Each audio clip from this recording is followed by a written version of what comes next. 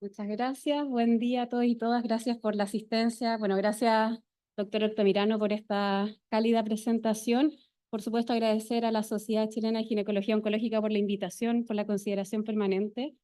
Para mí, de verdad, es un orgullo participar en este congreso y también es un orgullo ser parte de un suceso histórico, que esté trabajando las dos sociedades que están involucradas, ¿cierto?, en la atención, en el abordaje integral del cáncer cervicuterino y también de otras patologías. Entonces, lo que se me pidió hoy fue justamente hablar de algunos resultados, los principales resultados de la implementación de la determinación molecular de BPH, que como bien saben ustedes, no ha sido en la forma en la que fue diseñada por distintos motivos, pero que representa de algún modo un avance y quiero mostrar alguno de ellos.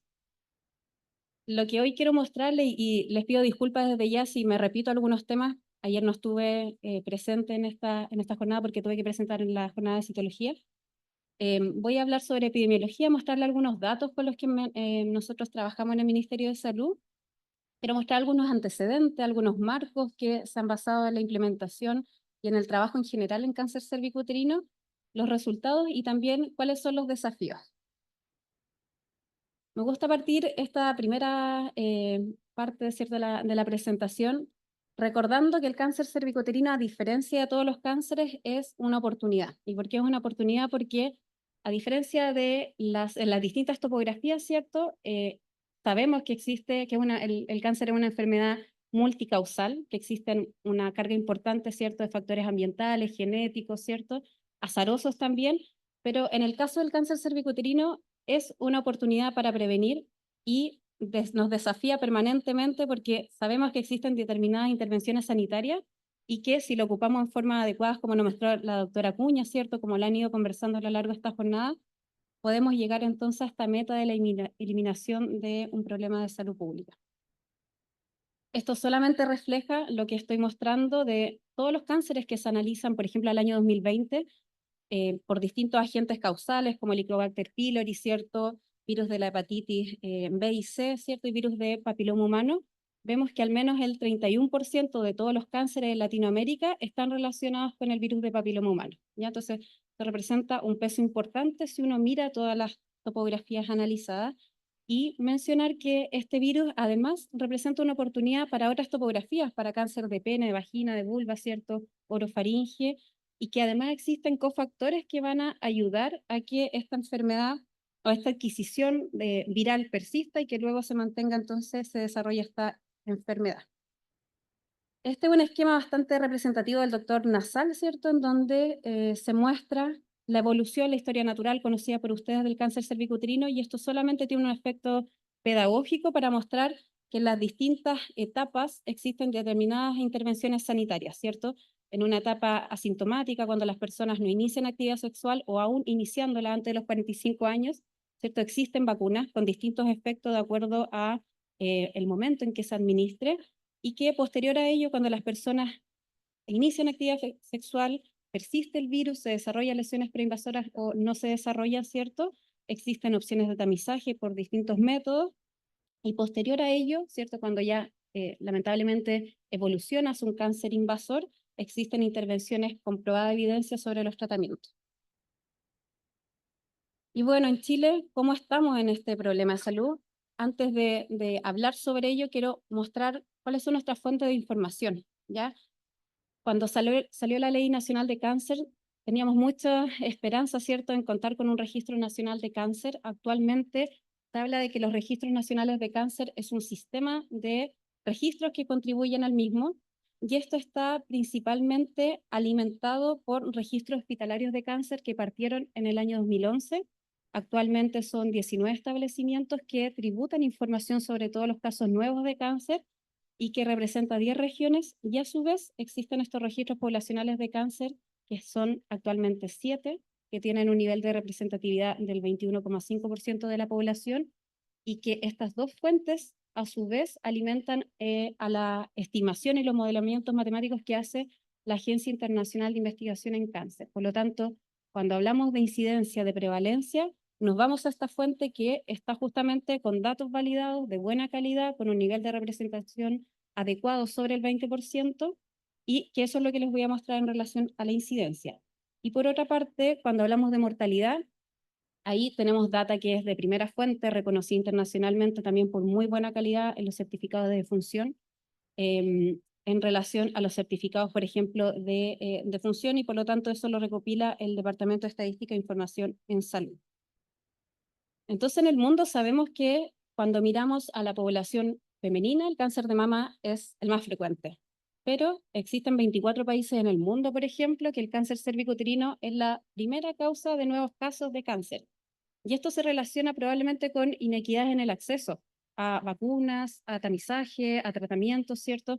Porque no es coincidente que estos países que están en naranjo, que son los países que tienen su primera causa de cáncer cervicuterino, son países que tienen menores ingresos, que están catalogados como los países que están en el gráfico a un costado, en donde sus tasas de incidencia son muy por sobre las de los países de altos y muy altos ingresos. O sea, se estima que los países, por ejemplo, de muy bajos ingresos, sus tasas de incidencia son de alrededor de 100 casos por cada 100.000 mujeres, ¿ya? En el caso de Chile, nosotros sabemos que tenemos una tasa de incidencia de 11 por cada 100.000. O sea, esto para que puedan ver las diferencias y el contraste que existen en relación a la gravedad socioeconómica de las personas que habitan determinados territorios. Y vimos una presentación de la doctora Acuña que señalaba que era la tercera causa, ¿cierto?, más frecuente, pero en realidad lo que tenemos en incidencia del Globocan es que se ubica en el cuarto lugar de incidencia según esta fuente. Al año 2023 existieron 1.600 personas con cuello útero. Aquí quiero decir personas porque también no nos olvidemos de las personas transmasculinas que también tienen un riesgo, ¿cierto?, de generar esta enfermedad por justamente también reducción en el acceso a intervenciones, ¿ya? Y de estos 1.600 también existen 13.000 personas que van a desarrollar o desarrollaron lesiones preinvasoras de NIO 1 a NIO 3, por ejemplo. Esto también me gusta mostrarlo cuando hablo de epidemiología porque, a diferencia, por ejemplo, de cáncer de mama, yo veo cáncer de mama, cervicuterino, ovario, endometrio, etcétera, en el ministerio, pero cuando me toca mirar la data de cáncer de mama, la de cervicuterino, hay diferencias muy importantes en la sobrevida, ¿ya? Y esto es muy importante porque en cervicuterino tenemos todas las intervenciones sanitarias conocidas hace varias décadas.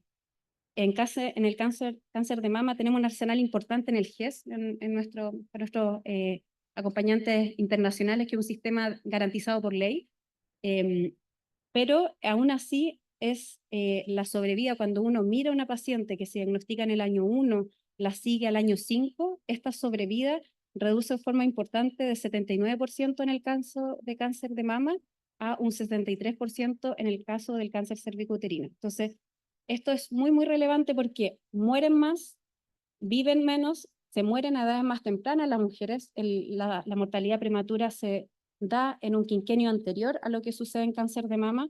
Por lo tanto, son mujeres que, como mencionaba el doctor Altamirano, son mujeres económicamente activas, ¿cierto? Muchas de ellas llevan, ¿cierto?, el sustento o lideran un hogar.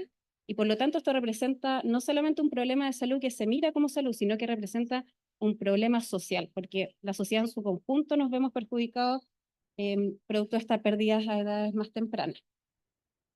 Y en mortalidad, aquí vemos un gráfico que es de inicio del año 2000 hasta el año 2023, que es el último año validado, pero los datos preliminares del 2023 sabemos que ocurrieron 640 defunciones por cáncer cervicuterino.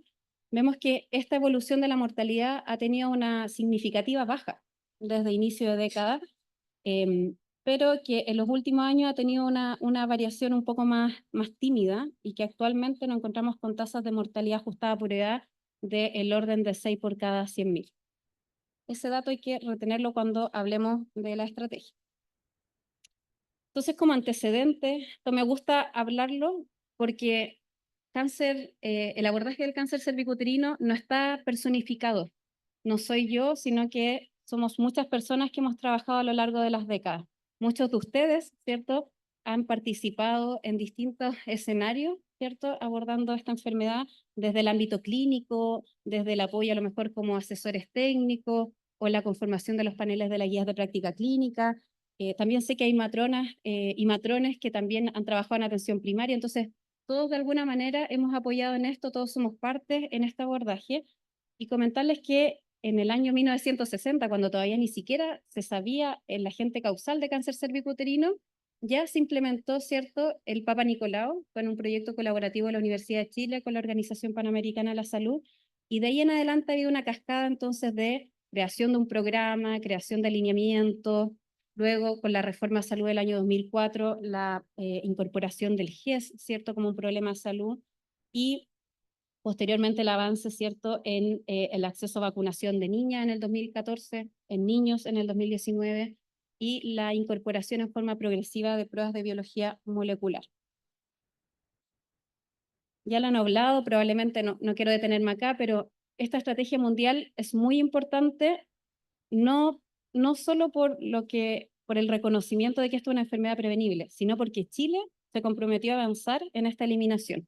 Por lo tanto, a mí me encanta hablar de esto y sacarlo y ponerlo sobre la mesa porque es un compromiso que, independiente de las administraciones, independiente de las personas que estén liderando esto, es algo que tenemos que avanzar, ¿ya? Y con firmeza, sobre todo, por ejemplo, en el segundo pilar, que es alcanzar coberturas de tamizaje desde del 70% con pruebas de alta precisión. Estamos lejos de ello, pero tenemos que recordarlo, tenemos que trabajar en esa dirección porque es un compromiso asumido. El marco nacional, hace algunos años, quizás algunos de ustedes lo conocen, quizás no tanto, tenemos planes nacionales de cáncer, ¿ya? El plan nacional entró a su etapa de modificación y de actualización, perdón, de acuerdo a lo que establece la ley. Este plan nacional de cáncer tiene 4 objetivos. Tiene un objetivo que es justamente de disminuir la mortalidad prematura, como el cáncer cervicouterino, que afecta de forma importante en ello, reducir el incremento de las tasas de incidencia, que es algo un poco difícil en cervicouterino porque si queremos naturalmente avanzar en tamizaje, vamos a tener más incidencia. Pero esa incidencia nos hace bien porque podemos tener vigiladas a las personas y hacer que no mueran tempranamente y impactar en el primer objetivo. Aumentar la sobrevida relativa y también neta. La sobrevida neta es muy, muy importante, y reducir el impacto del cáncer en la calidad de vida, que esto es un aspecto un poco más descuidado, ¿cierto? Desde el nivel central, en relación a los programas, por ejemplo, que existen de acompañamiento a las personas y a las familias que también cuidan personas con cáncer. Y esto también solamente para contarles que es un trabajo muy reciente, pero que también es muy bonito desde el punto de vista de que no nos podemos quedar en lo declarativo, que el cáncer cervicouterino es una enfermedad que afecta inequitativamente a las mujeres, a las personas, sino que desde la Organización Panamericana de la Salud, en colaboración con el Ministerio de Salud, en el contexto de la reforma de la atención primaria de la universalización, se está proponiendo remirar algunos problemas de salud, como por ejemplo salud mental, alimentación saludable, ESICEP, que es una estrategia de cuidados integrales, y se propuso también cáncer de mama y cáncer cervicouterino para mirarlo y rediseñarlo a partir de una metodología que se llama el INNOVA o INNOV 8. Y tiene 8 pasos y que no quiero explayarme, pero esos 8 pasos hacen que uno mire el programa, mire el espacio de la teoría del programa, cuáles son las subpoblaciones que, por ejemplo, no llegan, y cuáles son las intervenciones que deberían tomarse para que estas poblaciones lleguen. Entonces, en este trabajo, que es muy largo y que estamos trabajando con personas de todo Chile, a nivel comunal, de los servicios de salud, Ministerio de Salud, estamos mirando, por ejemplo, subpoblaciones como las mujeres privadas de libertad, la mujer en situación de calle, ¿cierto? Las mujeres cuidadoras, las mujeres ocupadas, que la mayoría de nosotros probablemente caemos en esa categoría de tener 1, 2, 3 jornadas, y que por lo tanto vamos poco a poco desplazando nuestros cuidados. ¿Ya? Entonces, este rediseño probablemente el próximo año ya esté listo, y la idea es que espero en el futuro poder contarles cómo llegamos a la identificación de esas poblaciones y qué cosas en el futuro se van a plantear para llegar a esas poblaciones, porque probablemente esas son las poblaciones que están en nuestros casos incidentes en forma importante y que también contribuyen a esta mortalidad prematura. Y bueno, para lo que me invitaron, que era hablar de resultados, aquí está, todo era un contexto, contarles que esto ha sido un proceso largo, ha sido muy interesante. Hemos trabajado con varios referentes del Ministerio de Salud. Hoy me toca a mí estar aquí representando, pero es un trabajo de muchas personas. Y contarles que, primero, por la digamos, por la difusión del Plan Nacional de Cáncer y por una definición política, que esto es muy importante plantearlo. Estas cosas no ocurren porque se escribe en un papel y porque lo hacemos, sino que hay una definición política en donde todos actuamos en consecuencia de ello, ¿ya? Entonces, producto de eso, en el año 2019 se planteó justamente redestinar recursos, hacer una compra centralizada y crear, ¿cierto?, una estrategia de implementación que por supuesto no respondió, por ejemplo, como lo hubiésemos deseado en ese momento a que fuera incorporado en el GES, ¿cierto? Como dentro del arsenal de tamizaje de cáncer cervicuterino, porque el GES a su vez tiene sus propios procesos de modificación de decretos y nosotros en ese tiempo no estábamos en ese proceso, por lo tanto fue algo anexo que siempre lo miramos con perspectiva de que fuera incluido en ese momento. Llegó la pandemia, pero como ya teníamos un trabajo un poco previo, pudimos, por recursos del año anterior, extender el contrato, adquirir más pruebas de detección molecular. Y lo que hicimos también en ese tiempo, que no era algo hecho hace varios años, yo diría, era justamente poder actualizar, normalizar, por ejemplo, el equipamiento de colposcopio, ¿cierto? Mandar a los servicios de salud recursos humanos, que si ustedes me preguntan qué pasó con ese recurso humano, hay servicios de salud que ocuparon los recursos necesarios, por ejemplo, la contratación de médicos, de matronas, de administrativos para anatomía patológica. Anatomía patológica es un hermano olvidado en el Ministerio de Salud, y lo quiero decir responsablemente. Esto es así, yo he tratado de incidir en eso, ha costado mucho permear porque, por distintos motivos, pero hasta en eso pensamos, hasta en eso mandamos recursos, pero después cuando vimos las planillas, por ejemplo, de la División de Gestión de las Personas, cómo era la contratación de todos esos recursos enviados, nos llevamos grandes sorpresas. Y ahí es porque también nuestra reforma a salud permite que los servicios de salud tengan autonomía, por ejemplo, en definir qué personal contratar. Entonces nos dimos cuenta que había contratación de fonoaudiólogos, yo digo fonoaudiólogo VPH, bueno, quizás cáncer orofaringio podría tener, pero no, personas en urgencia. Entonces, esto solamente es anecdótico, nos podemos reír ahora, pero es para que puedan ver como no necesariamente el diseño llega necesariamente como uno lo plantea, ¿ya? Y eso fue lo que sucedió ese año. Dotamos con más colposcopios, hicimos un catastro bien grande, no solamente a los lugares donde se implementó BPH, sino que al resto de la red donde habían colposcopios que tenían una antigüedad de 20 años, por ejemplo. O sea, equipos muy, muy antiguos que afectan finalmente los tratamientos de las personas. Entonces, hicimos ese trabajo y fue bastante extenso. El 2021 hicimos campañas comunicacionales, enviamos material a los servicios de salud, a la Seremi, a la APS, y se definió en ese momento hacer compras descentralizadas. Entonces ahí cambió un poco nuestro panorama a la adquisición. Se incorporaron algunos centros de procesamiento en el año 2022, se continuó con esta forma de compra descentralizada y mencionarles que en el año 2023 en adelante, pero producto de otro escenario de proyectos de gobiernos regionales, por ejemplo, se incorporaron algunas técnicas de autotoma, ¿ya? Aquí quisimos ser muy, muy cuidadosas porque, em, de hecho, con el doctor Altamirano lo conversamos muchas veces, que la autotoma para algunas personas representa un cambio, un viraje muy drástico en el tamizaje de cáncer cervicuterino. Eh, no fue como muy sorpresivo encontrar a personas que dijeran, oye, el cáncer cervicuterino se va a resolver entregándolo esto a la paciente y la paciente va a entender sola. O sea, ¿qué más sencillo que eso? Como te desprende de la consejería, te desprende de... Pero lleva una logística importante, hay que seleccionar bien a las poblaciones porque les voy a mostrar algunos resultados de eso, nos vamos a llevar sorpresas, que en relación a nuestra población no está todavía preparado para en un 100% autoadministrar estas pruebas, ¿ya? Y tiene que ver con determinantes sociales de la salud, por ejemplo, la educación, ¿ya? Y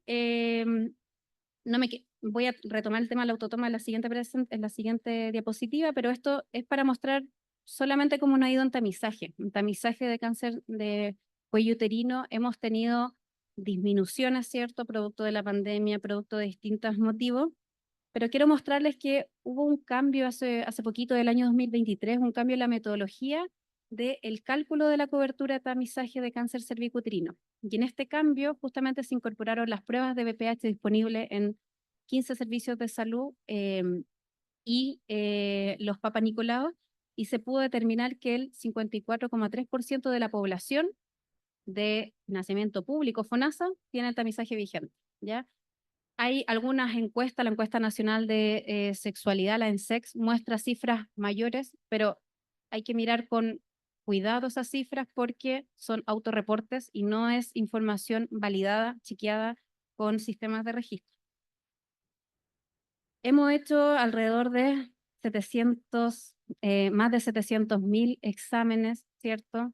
Hemos tenido una evolución importante. Aquí hay información preliminar. Fernanda acá de Roche lo sabe perfectamente.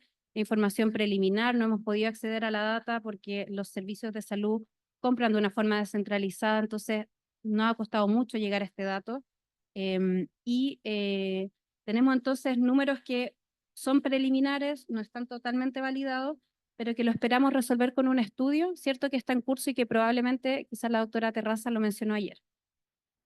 La positividad de estas pruebas se ha comportado de una forma muy, muy similar a lo reportado por la evidencia, ¿ya? Existen determinados estudios nacionales en donde hablan que, por ejemplo, la positividad total de los VPH es del orden del 10% y nosotros nos hemos dado cuenta que tenemos el 14% en las tomadas por profesionales de la salud. Y hemos visto que la autotoma, este porcentaje ha crecido, como bien señalaba también, me parece que la doctora Acuña, un 20% en la zona norte.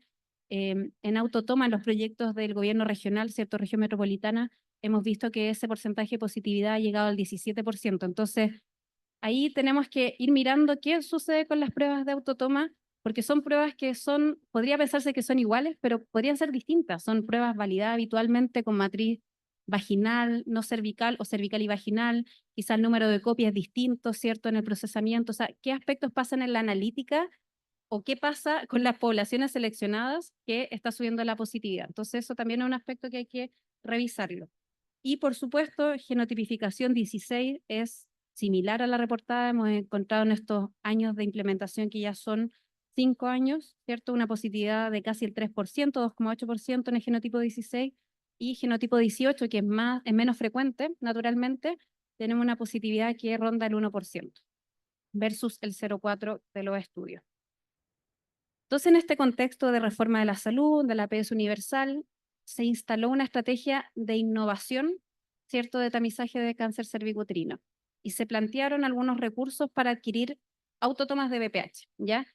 ¿Qué sucedió? Creamos un manual de implementación donde dimos todos estos lineamientos de qué poblaciones, el cómo derivar las muestras, cómo el almacenamiento, cómo la consejería, cuáles son los formularios, todo lo que implica esto. Em, Creamos material visual, ¿cierto? Y hasta ahora llevamos un proyecto que em, yo diría que llevamos un porcentaje de ejecución que es bastante menor, un 20% probablemente, pero nos hemos dado cuenta que el retorno ha sido bastante alto. Llevamos casi un 80% de retorno de todas las muestras, que si ustedes dicen, pueden decir, pero oye, no es el 100%, pero es alto para los programas de autotoma si uno empieza a revisar la literatura. ¿Por qué? Porque muchas de las personas postergan la misma toma, aún teniéndolo en la mano, postergan la autotoma, no tienen posibilidad de ir a dejarlo al centro, los centros están cerrados en los tiempos que ellas pueden volver, em, etcétera. Existe una serie de causas que ustedes podrían sorprender cuando hablamos de las causas por qué no el retorno. Hasta ahora llevamos una mediana de edad de 44 años y una positividad de 9,6% en promedio, pero tenemos comunas que ha llegado esa positividad al 20%. Ya, todavía esto no es estadísticamente significativo porque son una cantidad pequeña de test, pero en el proyecto anterior que tuvimos, que eran 1000 determinaciones de autotoma, tuvimos una positividad de 17%. ¿Ya? Entonces, un poco esos son los márgenes que son los que mostraba también la doctora Acuña. Y cuando analizamos la aceptabilidad, ¿cierto? Uno piensa habitualmente, oye, esto es como facilísimo, como tú la entregas y la paciente va a entender.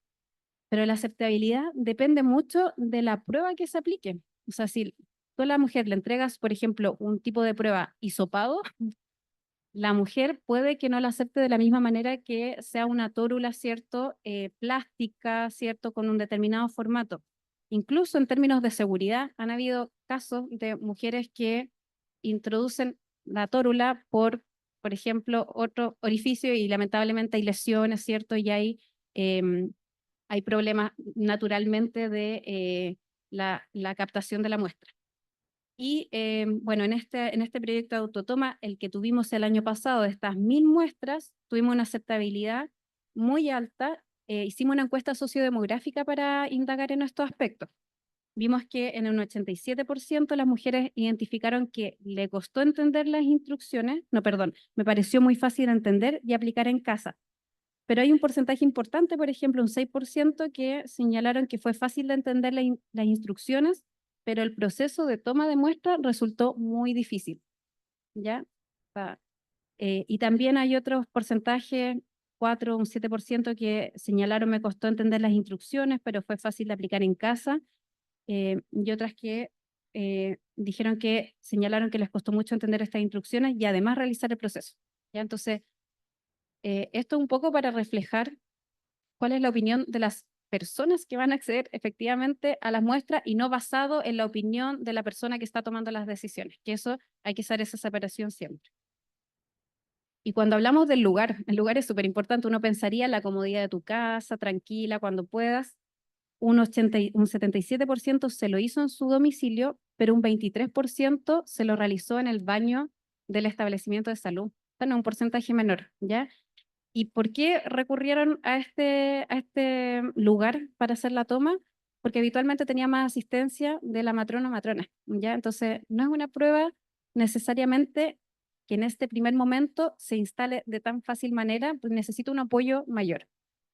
Y cuando vemos las edades, uno podría pensar, las mujeres mayores quizás tuvieron más problemas o más requerimientos de hacérselo con asistencia o en el baño, y vemos que el porcentaje mayoritario, el 25%, fueron mujeres entre 30 y 35 años, ¿ya? O sea, porcentaje de mujeres de 60 y más fue un 6,7, pero esto es súper importante para entender que no depende de la edad, sino que hay otros motivos que tenemos que empezar a mirar para poder indagar si efectivamente podemos implementar estas pruebas. ¿Y cómo lo vamos a saber? Con esto voy terminando, es justamente, hicimos una licitación, un estudio, porque naturalmente en el Ministerio de Salud somos muchas personas, pero pocas viendo el tema de cáncer cervicuterino. Hicimos una licitación que salió por la Subsecretaría de Redes Asistenciales, y lo que nos faltaba este tiempo es analizar el impacto de esta implementación y por lo tanto licitamos, hicimos un análisis quali quanti sobre el mismo proceso de implementación de estas pruebas, pero que tuviera esta mirada desde las pruebas positivas, cómo fue la colpo, cómo fue esa biopsia, efectivamente cuántas lesiones preinvasoras existieron, cuántos casos de cáncer cervicuterino se detectaban, cuáles fueron las etapas. ¿Ya? Entonces, esa trazabilidad nosotros en este momento no la tenemos, quiero ser muy transparente con ello. Nosotros vemos casos, invasores, preinvasores, tamizaje, pero ese cruce, dado nuestros sistemas de registro, en este momento no lo podemos hacer y por lo tanto tuvimos que licitar. Y entonces la parte cualitativa, ¿cierto? Es un análisis descriptivo de las encuestas socioeconómicas que aplicamos en el proceso anterior de la autotoma, donde recolectamos hartos campos, y la parte cuantitativa es justamente esta correlación de resultados entre tamizaje, colpo, biopsias, etc. Y con esto cierro. Bueno, tenemos muchos desafíos en el Ministerio de Salud, muchos, muchos, muchos, y que si pudiera identificar cuál es el primario, nuestra primer dificultad es lo presupuestario, y es lo presupuestario para avanzar, por ejemplo, en tamizaje. Las pruebas de detección molecular son más caras que la citología, y las de autotoma son más caras aún que las de toma habitual. Y el volumen de población, pese a que Chile es un país chico, tenemos casi 19, 20 millones de personas, tenemos una población de 3,5 millones de mujeres entre 30 y 64 años. Por lo tanto, si ustedes multiplican ese N por un valor de una prueba, es un valor importante. Y actualmente en las discusiones presupuestarias no hemos tenido acogida de nuestras propuestas, lamentablemente, así que es un desafío muy, muy importante, pero sí tenemos que pensar que verlo como una oportunidad, aunque a veces cueste, de que en este contexto de implementación progresiva, que no hemos escalado todo Chile, tenemos que ir normando algunas cosas que tenemos pendientes. Tenemos que poner, por ejemplo, en las guías de práctica clínica, los protocolos, cómo, por ejemplo, ocurre el seguimiento de las pacientes ya tamizadas con pruebas de BPH.